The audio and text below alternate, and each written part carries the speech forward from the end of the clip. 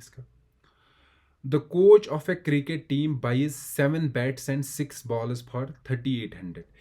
Coach है cricket team का, उसने 7 बैट्स और 6 बॉल्स लाए 3800 में। लेटर उसके बाद she buys 3 bats and 5 balls for 1750। फिर उसने 3 बैट्स लाए और 5 बॉल्स लाए जो उसे 1750 में रुपीज 1750 में आए। Find the cost of each bat and each ball. आप बताइए हर बैट और हर बॉल का कॉस्ट।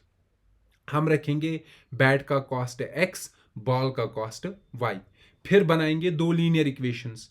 दो लीनियर इक्वेशंस को सब्स्टिट्यूशन मेथड से सॉल्व करेंगे और वहां हमें एक्स का वैल्यू निकलेगा और वाई का, मतलब बैट का वैल्यू निकलेगा और बॉल का। ठीक है, तो ये हम करते हैं। तो ये बोल रहा है, हम क्या बोलेंगे, let cost of bat is equal to x. X rupees भी रख सकते हो आप, ठीक है। And let cost of ball, ball का वाई रुपीज रखते हैं।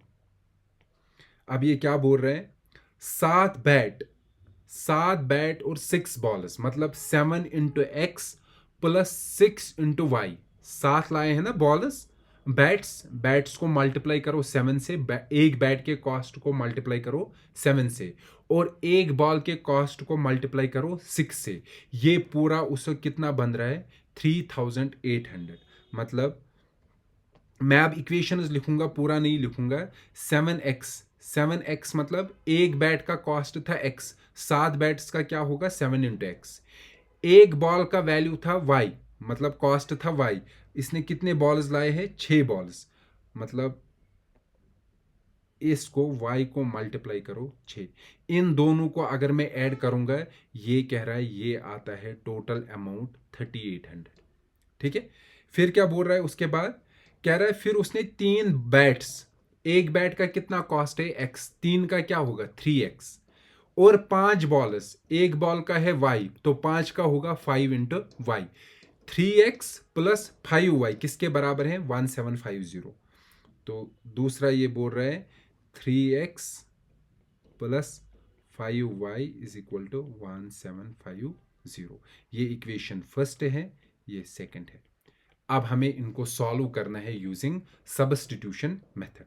ठीक है, आप सब्स्टिट्यूशन मेथड लगाओ। पहले हम इक्वेशन 1 लेंगे, इससे x का वैल्यू निकालेंगे। तो वो आप खुद करो, तो x का वैल्यू निकलेगा ऐसे, 3800 माइनस 6y डिवाइड बाई 7। ठीक है, निकला ये थर्ड। फिर ये वैल्यू किस में डालना है, सेकंड में। तो सेकंड में डाल दो 3 मल्टीप्लाइड बाई एक्स, एक्स क्या है 3800 minus 6y divide by 7, plus क्या है, प्लस है 5y is equal to 1750। This simplify, देखो 3 से मल्टीप्लाई करो ऊपर, तो ये 3004140 माइनस 6 इंटू 3 हुआ 18y, डिवाइड में क्या है 7, प्लस क्या है 5y, किसके बराबर है 1750। दिस सिंप्लाइज, देखिए ये 7 यहाँ मल्टीपल है और इसको मल्टीपल, ये सॉरी डिवाइड है 1, ये यहाँ से क्रॉस मल्टीप्लाई होगा, ये यहाँ से क्रॉस मल्टीप्लाई होगा, और नीचे भी मल्टीप्लिकेशन होगा। ठीक है, तो मतलब इस पूरे को मल्टीप्लाई होगा 1 से, और 5y को मल्टीप्लाई होगा 7 से। तो इसको जब 1 से मल्टीप्लाई करेंगे वो क्या बनेगा, वो बनेगा 11400 माइनस 18y, और उसको 5 को किससे करना है 7 से, प्लस 35y। नीचे क्या रहेगा डिवाइड में, 7 इंटू 1 क्या हुआ 7 इज इक्वल टू 1750। ठीक, तो उसके बाद दिस सिंप्लाइज, ऊपर रहेगा 11400। देखो 35 में से 18 निकालो, ठीक है, वो आएगा 70 इज इक्वल टू, ये 7 यहाँ डिवाइड में है, इससे उस साइड ले जाओ, ये मल्टीपल में होगा, ये होगा 7 इंटू 1750। ठीक है, तो इसको अगर आप सॉल्व करोगे ना, 7 इंटू 1750, ये आएगा 35 से 49 52 717 12250। दिस सिंप्लाइज इस 1140 को दूसरे साइड ले जाओ, ये माइनस हो जाएगा वहाँ 17 1 y is equal to 12250 minus 11400, ये सब्ट्रैक्शन करो, ये निकलेगा हमें 850। ठीक है, तो दिस सिंप्लाइज इससे हमें क्या निकला, y is equal to 850 divide by 17, 71750 is equal to, ठीक है, तो y का वैल्यू आ गया 50। जब y का वैल्यू आ गया 50, अब so therefore y is equal to 50। अब यही वैल्यू किस में डाल दो, इक्वेशन थर्ड में। इक्वेशन थर्ड में हमें x का वैल्यू निकलेगा, वो हो गया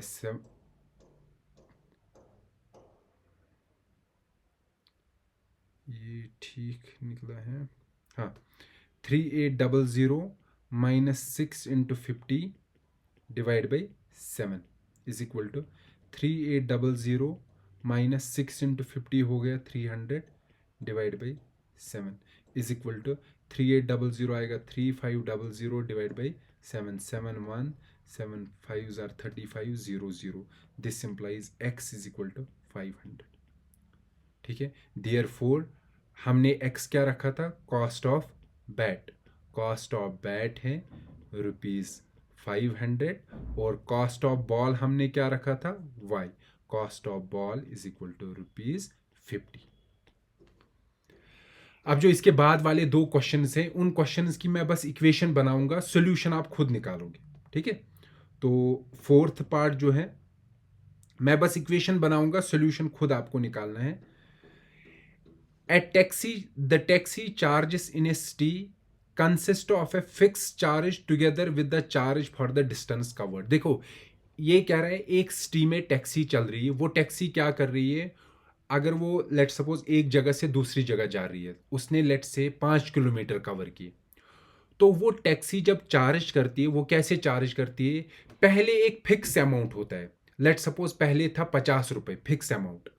उसके बाद जब वो एक एक किलोमीटर चलता है, उस एक किलोमीटर का कुछ प्राइस होगा, लेट सपोज 1 किलोमीटर का प्राइस है 5 रुपीज। ठीक है, पहले फिक्स कितना है 50। ठीक है, फिर हर किलोमीटर का कितना है 5 रुपए। ठीक है, तो ये टोटल कितना चला 5 किलोमीटर। तो अब अगर मैं बताऊं टोटल प्राइस क्या होगा, टोटल प्राइस होगा, पहले है फिक्स अमाउंट 50, अब देखो हर किलोमीटर का कितना है, हर किलोमीटर का है 5, तो 5 किलोमीटर्स का कितना होगा 5 इंटू 5, 5 इंटू 5 क्या हुआ 25, 25 ऐड करो 50 को, टोटल अमाउंट निकलेगा 75।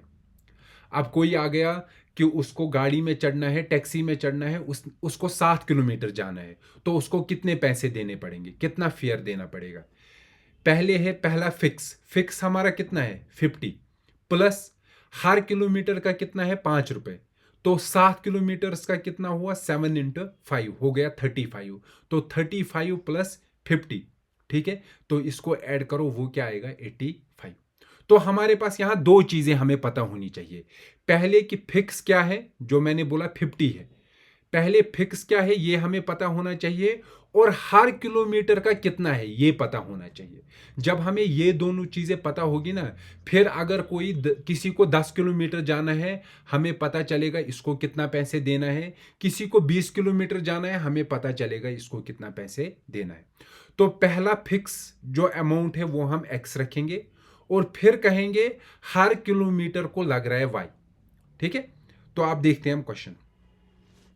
The taxi charges in a city consists of a fixed charge together with the charge for the distance covered. For a distance of 10 km, the charge paid is 105। 10 kilometre वो चला, उसमें उससे पैसे देने पड़े 105। And for a journey of 15 kilometre the charge paid is 155। और अगर किसी ने 15 किलोमीटर कवर किए, उसको देना है ₹155। What are the fixed charges and charge per kilometre, ये बोल रहा है फिक्स चार्ज क्या है जो हम रखेंगे x, and the charge per kilometre जो हम रखेंगे y। और फिर बोल रहा है how much does a person have to pay for travelling a distance of 25 kilometre. जब हमें x और y निकलेगा ना, हम फिर पता कर सकते हैं कि पूरा अगर कोई 25 किलोमीटर गया या 50 गया 100 गया, उसको कितना देना पड़ेगा। ठीक है, तो तो ये मैं लिखता हूँ, क्या है क्वेश्चन, क्या है कि हम रखेंगे लेट फिक्स चार्ज है x and charge per kilometre is equal to y। ठीक है, तो अब जो 10 किलोमीटर चल रहा है बाय क्वेश्चन, देखिए जो 10 किलोमीटर चलेगा उसको कितना पैसे देना है, एक तो देना है फिक्स, फिक्स वाला क्या है x प्लस वो कितना चला 10 किलोमीटर, और हर किलोमीटर में हम कितना ले रहे हैं y रुपीज, तो वो आएगा ना 10 इंटू वाई, तो ये होगा 10 किलोमीटर के लिए। ठीक है, 15 किलोमीटर के लिए क्या होगा x प्लस 15 इंटू वाई, ये होगा 15 के लिए। 25 के लिए क्या होगा, 25 के लिए होगा x प्लस 25 इंटू वाई, ये होगा 25 किलोमीटर के लिए। देखो ये दोनों चीजें हमें क्वेश्चन में दी गई है, 10 किलोमीटर का भी और 15 का भी। 25 वाला हमें निकालना है, 25 वाला निकालने के लिए हमें x का वैल्यू निकालना है और y का वैल्यू निकालना है, तब जाके हमें 25 किलोमीटर के लिए भी निकलेगा। तो हम बाय द क्वेश्चन बोलेंगे 10 किलोमीटर का क्या है x प्लस 10y, और वो बोल रहा है वो कितना है 105। ठीक है, इसको हम इक्वेशन फर्स्ट रखेंगे। दूसरा बोल रहा है 15 किलोमीटर के लिए x प्लस 15y, वो कितना बोल रहा है उसके लिए कितना ले रहा है 155। ये है हमारा इक्वेशन 2। ठीक है, अब इसको सॉल्व करना है, कैसे सॉल्व करेंगे, वही जो हमने किया है सब्स्टिट्यूशन मेथड हमने किया है ना, वो सब्स्टिट्यूशन मेथड हम यहाँ अप्लाई करेंगे। यहाँ अप्लाई करने के बाद तो मैं यहाँ अप्लाई नहीं करूँगा, वो अब आप खुद करोगे। आफ्टर अप्लाइंग वो आप खुद करें, मैं बस लिख रहा हूँ यहाँ, आफ्टर अप्लाइंग सब्स्टिट्यूशन मेथड, जो आप अब खुद कर सकते हो। जब आप सब्स्टिट्यूशन मेथड अप्लाई करोगे ना, आपको क्या निकलेगा, एक्स निकलेगा, सॉरी वाई, हाँ एक्स निकलेगा आपको, पहले मैं वाई लिखता हूँ, वाई निकलेगा आपको 10 रुपीज़। ठीक है, मतलब 10 रुपये उसे प्रति किलोमीटर देना है, और जो फिक्स है वो निकलेगा 5 रुपीज़।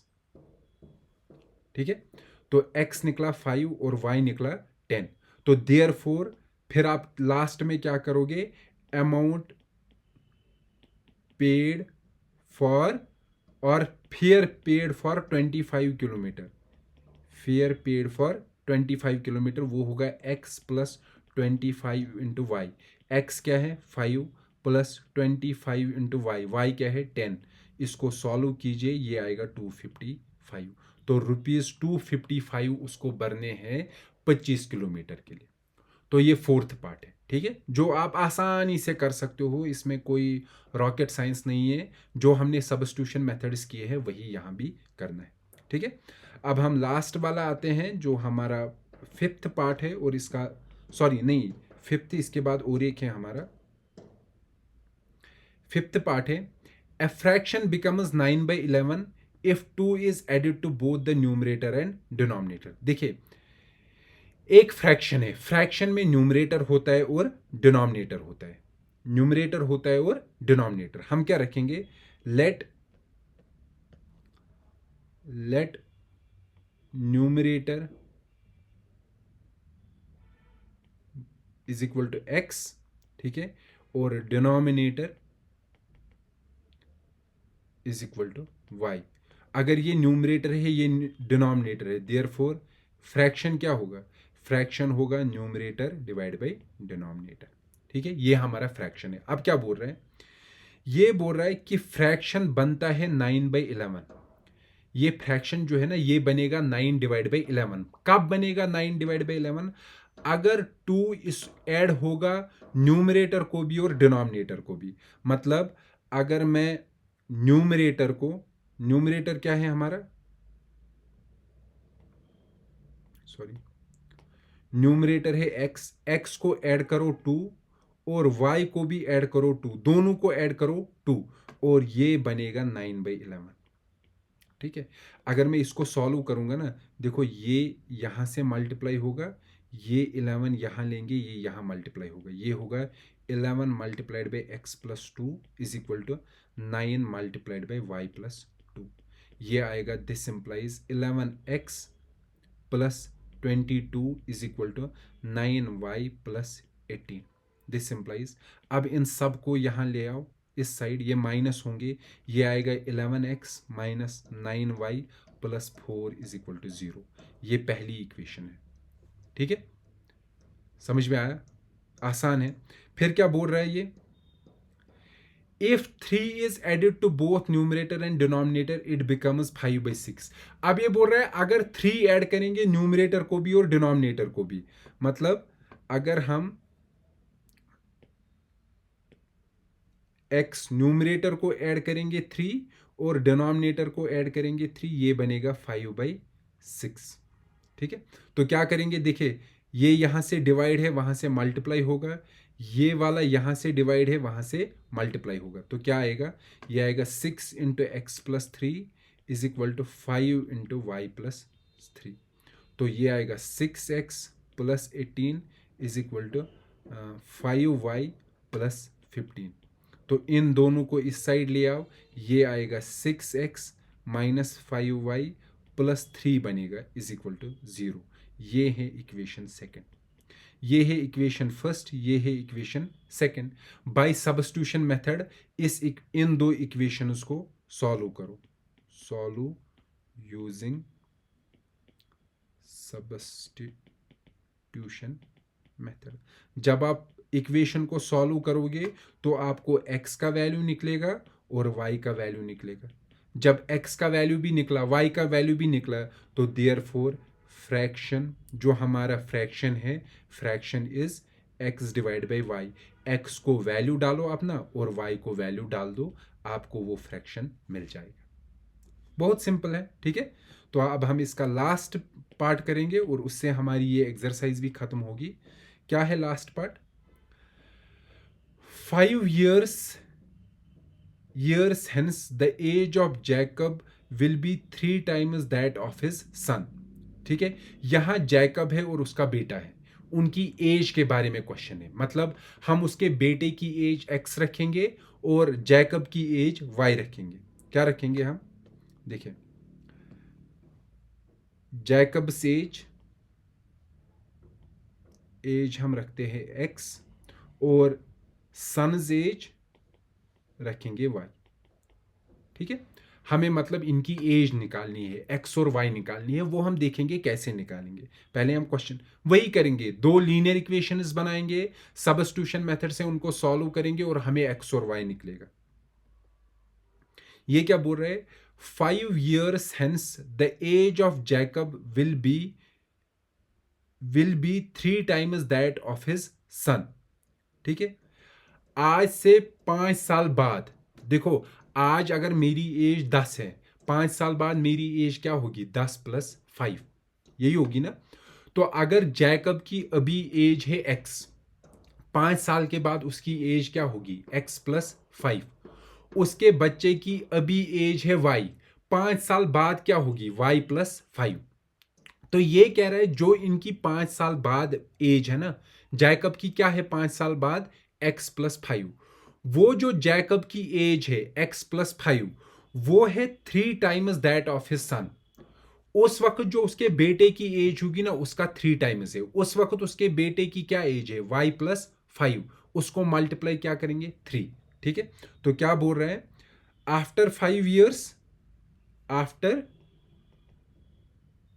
5 years। ठीक है, क्या है 5 years, जैकब की एज जो है वो है x plus 5, it is 3 times उसके बेटे की एज, सॉरी ये मल्टीप्लाई है यहाँ, 3 टाइम्स बेटे की एज, बेटे की एज क्या है, 1y प्लस 5। ठीक है, जरा इस इक्वेशन को ठीक से करते हैं, x plus 5 is equal to 3y plus 15। This implies x minus 15 x minus 3y minus 10 is equal to 0। ये आएगी एक इक्वेशन। ठीक है, आ गई एक। अब हम दूसरा देखेंगे इस क्वेश्चन को। 5 years ago मतलब 5 साल पहले, देखो अभी उसकी एज x है, 5 साल पहले उसकी एज क्या होती, x माइनस 5। अगर मेरी अभी एज है लेट सपोज 30, 5 साल पहले मेरी एज क्या थी, 30 माइनस 5 25। तो जैकब की अभी एज है x, 5 साल पहले क्या होती, x माइनस 5। जैकब के सन की अभी एज है y, 5 साल पहले क्या थी उसकी एज, y माइनस 5। तो 5 साल पहले Jacob's age was 7 times that of his son. मतलब 5 साल पहले, बिफोर 5 years, ठीक है, जैकब की एज वो क्या है, x minus 5। It is 7 times his son's age. Son क्या एज क्या है उस वक्त, y माइनस 5।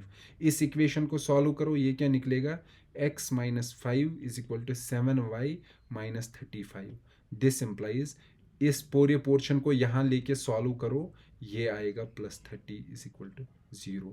ये है इक्वेशन सेकंड, ये है इक्वेशन फर्स्ट, ये है इक्वेशन सेकंड। दोनों इक्वेशन उसको सॉल्व करो बाय सब्स्टिट्यूशन मेथड। जब आप सब्स्टिट्यूशन मेथड से इसको सॉल्व करोगे तो आपको x निकलेगा और y निकलेगा। x क्या निकलेगा, मैं यहाँ जल्दी जल्दी ये करता हूँ।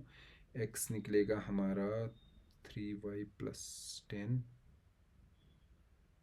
ओके 40, 10 आएगा हमारा y, y निकलेगा 10, ठीक है। और x अगर आप देखोगे, x निकलेगा हमारा 3 इंटू 10 30 40। तो जैकब की करंट एज होगी 40 ईयर्स और उसके बेटे की होगी 10 ईयर्स, ठीक है। तो आप इसको सॉल्व कीजिए, सॉल्व करने के बाद आपको यही चीज़ आना चाहिए।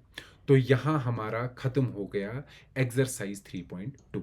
हम नेक्स्ट लेक्चर में मिलते हैं जिसमें हम एलिमिनेशन मेथड के बारे में पढ़ेंगे, और एलिमिनेशन मेथड पढ़ने के साथ साथ हम उसकी एक्सरसाइज जो है 3.3 उसको स्टार्ट करेंगे। So let's meet in the next lecture. Till then good bye.